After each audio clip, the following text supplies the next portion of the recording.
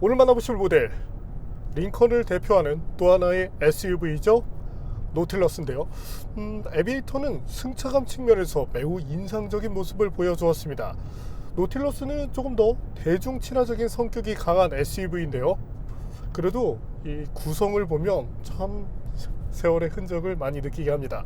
제가 예전에 MKX부터 다양한 링컨 모델들을 만나왔는데 이제는 링컨도 시대의 흐름에 더 빠르게 동참하는 모습인데, 자, 링컨 노틸러스 과연 어떤 모습을 보여줄지 잠시 함께 느껴보시겠습니다.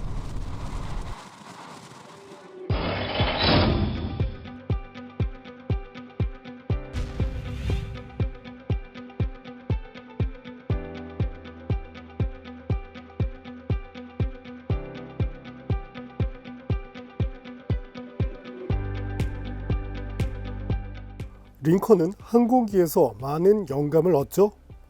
그래서 자사의 SUV의 컨셉을 고요한 비행으로 잡았습니다. 이번 노틸러스도 같은 컨셉을 달고 개발됐는데요. 디자인이 많이 달라졌는데 링컨 특유의 수평 구도를 유지하면서 부드러움을 가미해 최신 모델로의 가치를 잘 보여주고 있습니다. 그릴도 한껏 멋을 부렸죠. 그릴만 가리면 아우디 계열 느낌도 나고요. 범퍼 하단도 화려합니다. 램프의 디테일에 이르기까지 이제 미국 차만의 예스러운 투박함이 보이지 않아서 좋은데요. 측면은 볼륨감 있는 SUV의 전형적인 모습을 보여주죠. 늘씬하게 펼쳐진 루프라인을 비롯해 앞뒤 오버행에 이르기까지 균형감도 좋고요. 도어 손잡이가 조금 독특한 위치에 있죠. 조금 높지 않나 싶었는데 사용하는데 불편함은 없었습니다. 비밀번호 입력을 위한 터치 패널도 링컨의 전통이죠. 터빈 형상을 연상시키는 휠 디자인도 좋습니다. 21인치 크기고요. 5위 타이어는 미쉐린의 프라이머시 올 시즌을 사용합니다. 후면부에도 세련된 느낌을 가미했는데요. 미국 브랜드가 아닌 유럽 브랜드의 자동차를 보는 것 같죠. 블랙 컬러로 처리된 램프 디자인도 좋지만 수평형 구도라 차체를 더 넓게 보여주는 효과도 보여줍니다. 하단 머플러 부분은 무늬만 넣은 것으로 실제 것은 하단에 마련되어 있고요. 전반적으로 차분함을 유지하면서 현대적인 세련미를 가미한 것이 바로 새로운 링컨 노틸러스입니다. 지금까지의 미국 자동차들은 많이 투박했습니다. 차는 잘 만들었지만 시각적 세련미가 높지는 않았죠. 장점이라면 클래식하다고 해석할 수 있는 것? 그러나 이제는 이들이 더 앞서가는 모습인데요. 먼저 소개된 캐딜락 에스컬레이드가 커다란 디스플레이로 달라진 미국산 고급차의 이미지를 보여줬습니다. 이제 링컨도 국산차는 물론 유럽차보다 화려한 모습을 보여주는데요. 대시보드 위로 펼쳐진 48인치 모니터, 커브드 타입이고요. 덕분에 정말 많은 정보들을 한 번에 보여줄 수 있습니다. 큰 화면으로 구성된 만큼 각 정보도 시원하게 표시해주고요. 반면 센터 디스플레이가 조금 평이해 보입니다. 11.1인치 크기인데 내비게이션을 비롯해 공조장치 등을 여기서 제어하도록 했죠. 작은 크기는 아닌데 48인치에 비하면 많이 작아 보이죠? 도어 트림 디자인도 특별합니다. 상단에 있는 앰비언트 라이트를 시작으로 스피커를 감싼 메탈 커버, 손에 닿는 재질에 이르기까지 고급차로의 구성을 잘 살렸죠. 스티어링 휠 디자인이 독특한데요. 이런 디자인을 쓴 이유는 상단 디스플레이가 가려지지 않도록 하기 위함이죠. 일반적인 원형 스티어링 휠을 쓰면 속도계 등 일부 정보가 보이지 않을 테니까요. 물론 카운터 스티어를 써야 할 때 매우 불편하겠지만 이 차로 그런 주행을 할 소비자는 한 명도 없을 겁니다.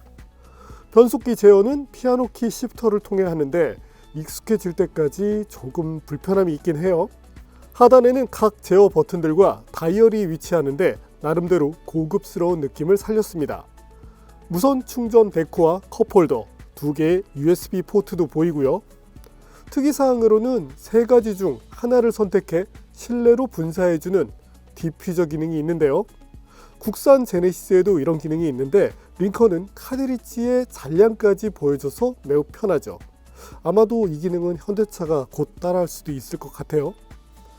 시트는 편합니다. 아니, 편안함을 넘어서 사치스러울 정도인데요. 각각의 부분들을 별도 제어할 수 있어 최상의 시트 포지션을 만들어주죠. 앞좌석 공간도 충분한데요. 뒷좌석 공간도 물론 무난합니다. 승차감이 좋기 때문에 뒷좌석 승객이 편안한 여행을 할 수 있다는 것도 좋죠. 시트백에 리클라이닝 기능도 있고요.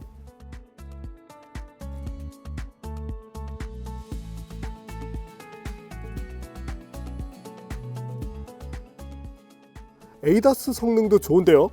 그 덕분에 장거리 운전이 편해졌죠. 링컨은 이번 노틸러스를 통해 링컨 리주브네이트를 구현했다고 하죠. 시각, 청각, 촉각, 그리고 후각을 일깨우는 공간을 보여준다는 것인데 여러분들께서 보시기엔 어떠신가요? 이번 링컨 노틸러스의 출고 가격은 2024년 1월 기준 7,740만 원입니다.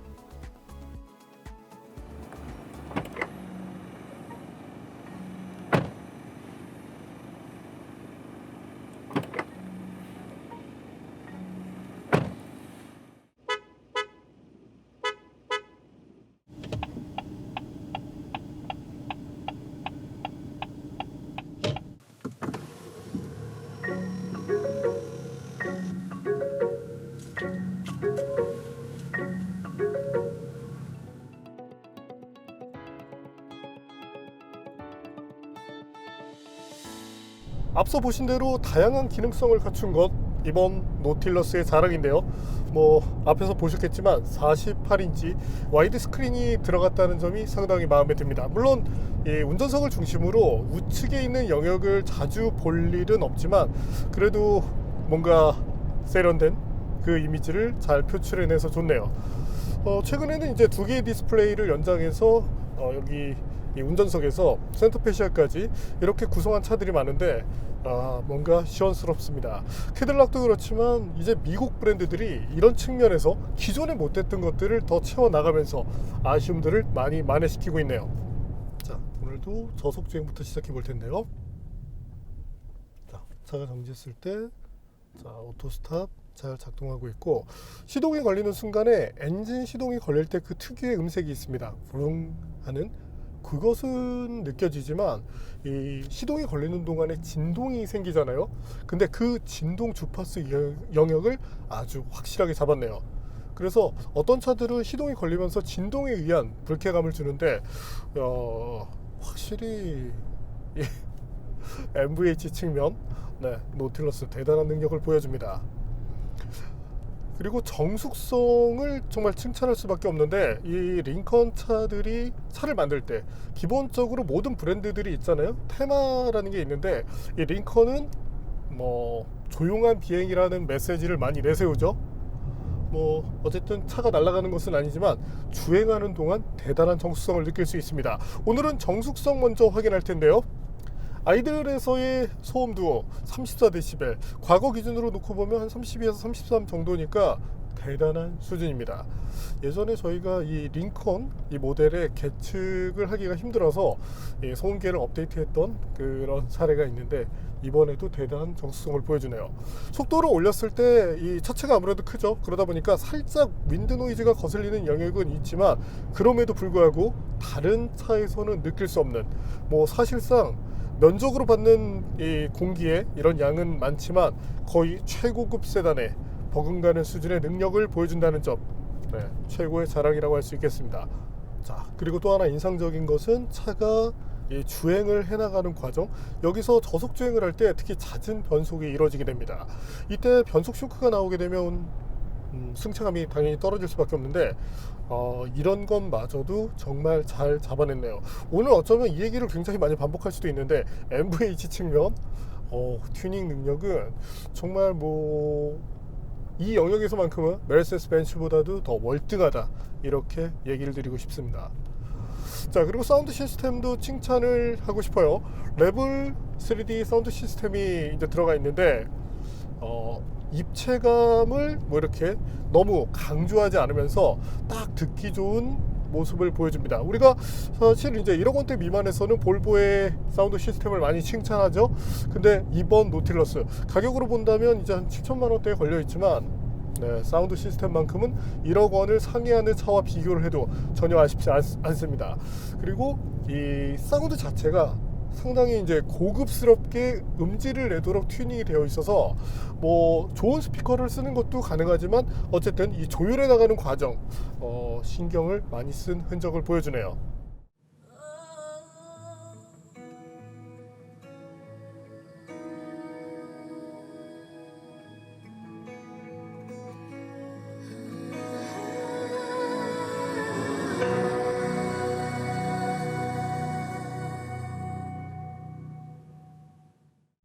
다시 한번 이제 속도를 낮추고 변속기가 이 다운시프트 되는 과정에서도 거의 진동을 느끼기 어렵네요. 조금 과장하자면 거의 무단 변속기 수준? 물론 변속 체결 자체를 부드럽게 가져갔기 때문에 발진 가속에서는 약간 손해를 볼 수 있어요. 지금 이 정도라면 한 0.3초에서 0.5초 정도 손해를 보긴 하는데 승차감 측면으로 접근한다면 충분히 만족하리라 예상을 해봅니다.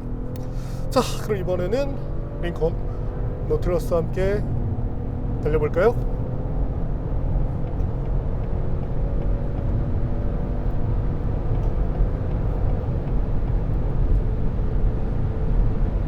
엔진은 2리터를 사용하죠. 과거 대비 배기량은 줄었는데 그래도 지금 차가 달려나갈 때 힘의 부족을 느끼지는 않습니다. 자, 지금 약간 곡선 구간이기 때문에 저항이 살짝 있는 상태예요. 그리고 시속 200km 정도에 들어가면서 아까부터 이제 지금 리밋에 걸려 있거든요. 그래서 실제 이 최고 속도 영역까지 상당히 부드럽게 가속이 되고 그리고 그 중간 과정에서 변속 쇼크를 느끼기는 어렵네요. 배기량이 많이 줄어서 힘에 대한 부족이 아쉬움으로 다가올 거라고 예상을 했는데 일상에서 우리가 주행할 때 부드러운 가속, 그래서 힘 부족을 느끼진 않는데 그렇다면 발진 가속 성능 얼마나 나왔는지 볼까요?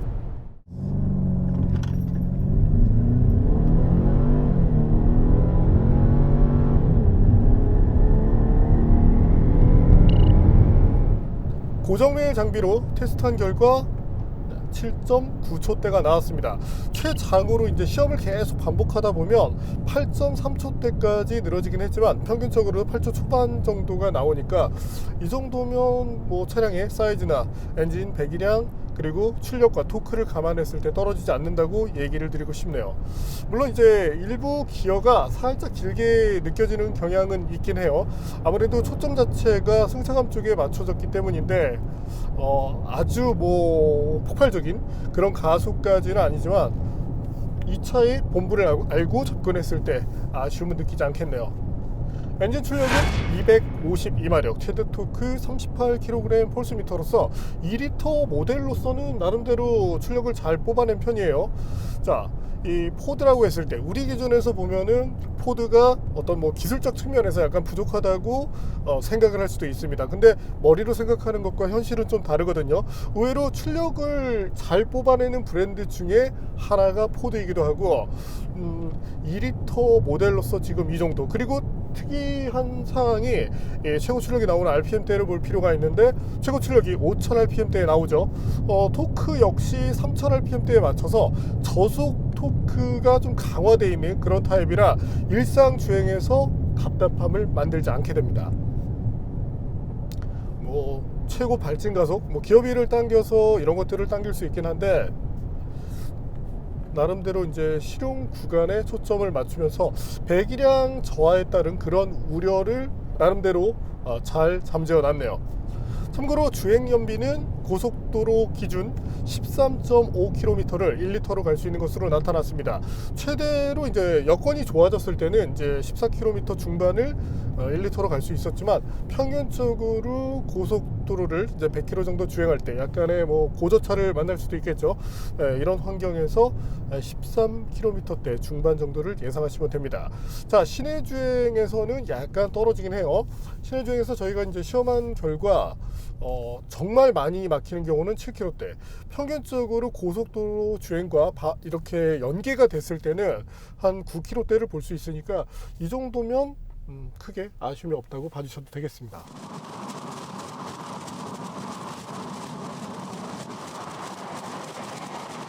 이번에는 승차감 시험인데요. 현재는 상하 움직임이 많은 환경에서 시험을 하고 있습니다. 연속된 요철로 카메라상에 어떻게 찍힐지 모르겠는데 조금 거친路面을 달린다는 느낌은 전해지지만 제 목소리에 떨리면서도 아마 느끼실 수 있을 거예요. 서스펜션이 이 움직임을 기가 막히게 잡아내고 있네요. 확실히 이 차를 오랫동안 만들어 본 브랜드, 그리고 고급차를 오랫동안 만들어 온 브랜드들은 서스펜션 세팅을 정말 잘하죠. 자, 시속 30km 정도로 과속 방지턱을 넘는데 이것도 상당히 부드럽게 잘 소화를 합니다. 자, 이번엔 밑으로 살짝 꺼지는 구간이요. 자, 이번에는 통통통통통통 치는 구간인데 차체가 그래도 길다 보니까 앞뒤 서스펜션에 이제 움직임이 있을 때 조금은 이렇게 치는 영역이 있긴 하네요.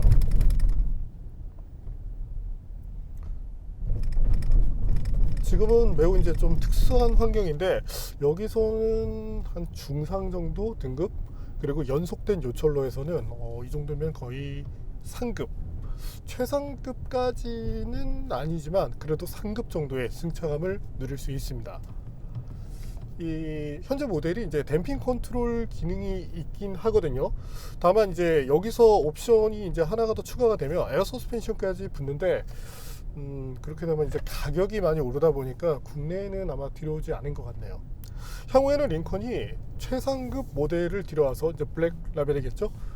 에어 서스펜션에 대한 우리가 정말 잘한다, 기술을 갖고 있다, 이런 점까지 보여주면 만족도가 높아질 것 같습니다.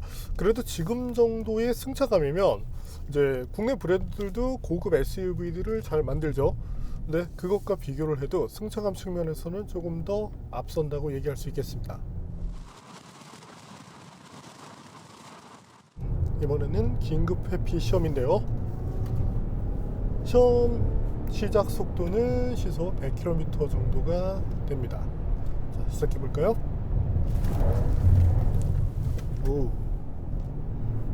움직임 자체는 상당히 묵직해요.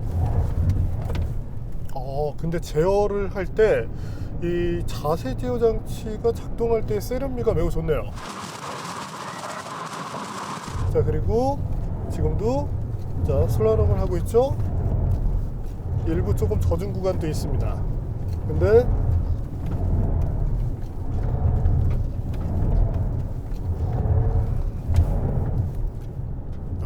자세 제어 장치가 개입을 하긴 해요. 아무래도 바디롤도 있는 상태고, 근데 매우 제어를 잘하고 있네요. 물론 단점도 있긴 합니다. 자, 내비게이션 시스템을 작동시켰을 때 이 상단에 있는 디스플레이랑 연동이 되지 않아요. 국내 사양은 이제 밑에 있는 이 내비게이션을 지금 사용하는데 뭐 안드로이드 오토, 애플 카플레이 이런 것들이 연결되는 것 자체는 좋지만 시선이 이 밑으로 떨어지는 그 아쉬움이 있습니다.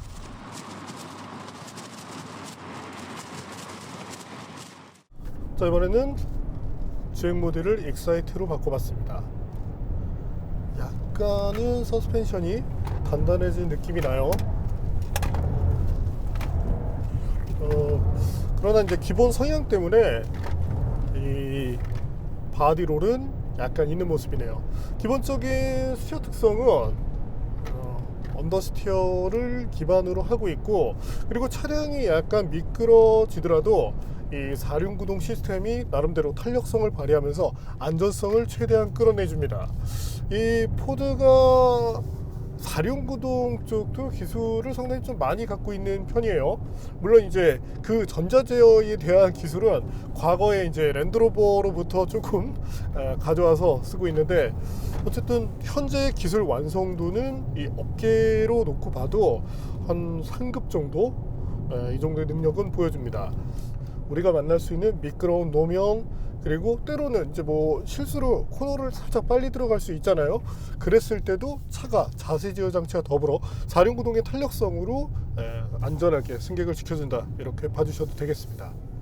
근데 엑사이트 모드라고 해도 승차감 자체는 뭐 분명히 좋은 편이네요. 자, 다시 일반으로 돌렸고요. 자, 그렇다면 이번에는 링컨 노틸러스 제동 성능 볼까요?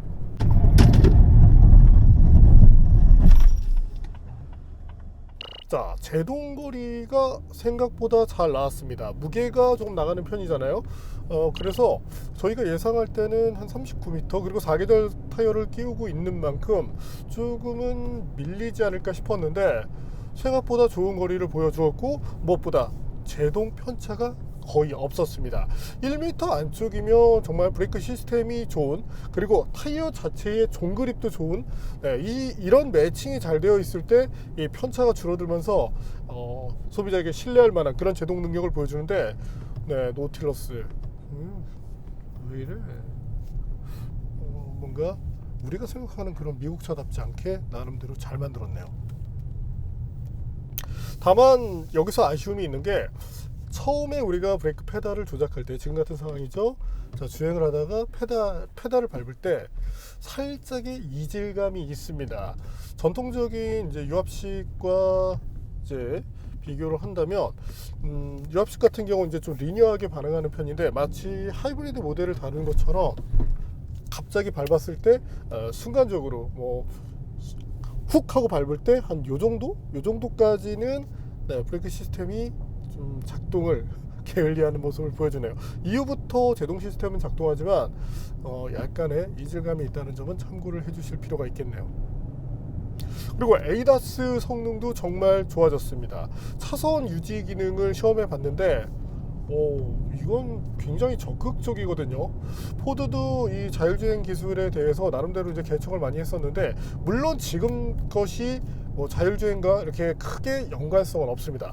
다만 차선 중앙 유지 기능, 그리고 어댑티브 크루즈 컨트롤을 사용해서 차간 거리를 유지하는 부분, 그리고 뭐 다른 차가 끼어들거나 했을 때도 급작스럽지 않게 조작을 해서 만족도가 높네요.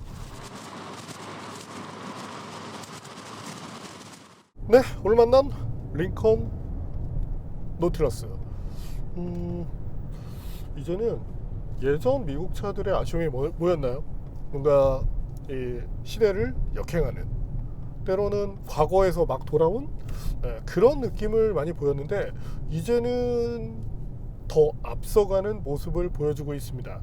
디스플레이도 정말 화려하게 쓰고 있고, 이 48인치를 커브드 타입으로 쫙 배치를 했는데, 이런 점들은 좀 그 첨단의 느낌을 갖고자 하시는 분들에게 만족감을 충분히 드릴 수 있을 것 같네요. 물론 뭐 오늘 장점만 다 있었던 건 아니에요. 가령 뭐 내비게이션을 비롯해서 이 많은 디스플레이가 있지만 우리가 많이 쓰는 내비게이션이 밑에 있다는 점은 좀 아쉬움으로 다가옵니다. 반면 이 MVH, 특히 정숙성 그리고 승차감에 민감하시는 분이 이 노틸러스를 택하셨다면, 정말 1억 원대 미만에서 지금 이 정도의 능력을 보여주는 차는 없기 때문에 충분히 만족하실 수 있으리라 예상을 해보고요. 그리고 이 시트, 이 시트 보셨나요? 다리를 각각 제어를 해주는데, 뭐 예전에도 링컨이 이런 것들을 계속 사용해 왔는데, 저희는 이제 뭐 매년 다양한 차들을 만나는데 정말 편합니다.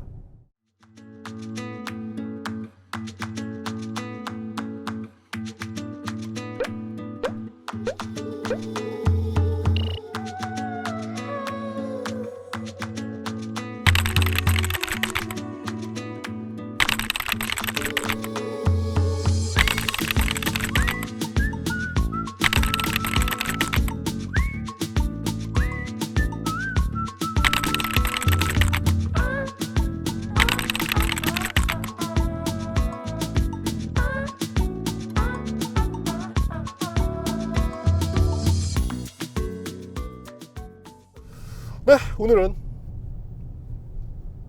정숙성 부분 그리고 편안함, 이번에는 또 몇몇 이 편의를 위한 기능들을 업그레이드 시켰는데 그런 가치를 충분하게 보여주는 링컨 노틸러스를 만나봤습니다.